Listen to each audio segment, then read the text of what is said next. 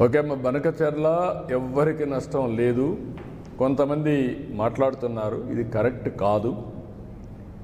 తెలంగాణలో కొన్ని ప్రాజెక్టులు నేను సమైక్య ఆంధ్రప్రదేశ్లోనే దేవాదులు నేనే పునాదులు వేశాను. ఆ రోజు లిఫ్ట్ ఇరిగేషన్ పెట్టా. శ్రీశైలం ఎస్ఎల్బిసి, ఇప్పుడు మాధవరెడ్డి కెనాల్.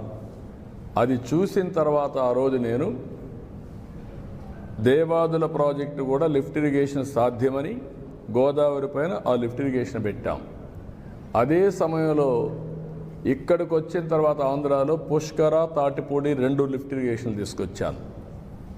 తర్వాత కొన్ని వీళ్ళు దేవాదుల ఇవన్నీ కూడా వచ్చాయి. రాజశేఖర్ రెడ్డి ఉన్నప్పుడే ఎల్లంపల్లి అన్నారు, అది రాలేదు, అది కూడా పెద్ద స్కామ్ అయింది. తర్వాత ఈరోజు వీళ్ళు దేవాదులు తీసుకొచ్చారు. గోదావరిలో నీళ్లున్నాయి, పైన ఉండేవాళ్ళు వాడుకుంటారు, కిందలో వాడుకోవచ్చు. 2000 టీఎంసీ నీళ్లు సగటున 100 సంవత్సరాలు సముద్రంలోకి పోయినాయి. సముద్రంలోకి పోయే నీళ్లు ఒక 200 టీఎంసీ ఇక్కడ కానీ అక్కడ కానీ వాడుకుంటే రాష్ట్రాలు బాగుపడతాయి, తెలుగు కమ్యూనిటీ బాగుపడుతుంది, నీటి సమస్య పరిష్కారం అవుతుంది.